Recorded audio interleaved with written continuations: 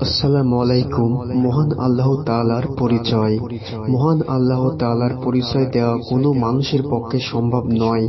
তার সম্পর্কে বলতে গেলে প্রথমে বলতে হয়, তিনি আমাদের সৃষ্টিকর্তা, মনিব, মালিক, রিজিকদাতা ও বিধানদাতা। এক কথায় তিনি সমগ্র আসমান জমিনের মালিক ও পরিচালক, এবং তার জ্ঞানের বাইরে কোনো কিছুই সংগঠিত হয় না। তার কোনো শরিক নেই, তিনি একক। তিনি কাউকে জন্ম দেননি, কারো হতে জন্ম নেননি। তার সমকক্ষ কেউ নেই। তিনি চিরজীব ও চিরস্থায়ী। আল্লাহ শব্দটি তার জাতি বা সত্যবাচক নাম। এই শব্দের কোনো প্রতিশব্দ নেই। আল্লাহ নামের কোনো লিঙ্গান্তর বা কোনো বচন নেই। পৃথিবীর কোনো ভাষায় এর অনুবাদ করা সম্ভব নয়। কেবলমাত্র সৃষ্টি জগতের অধিকর্তা মহান মহিমান আল্লাহ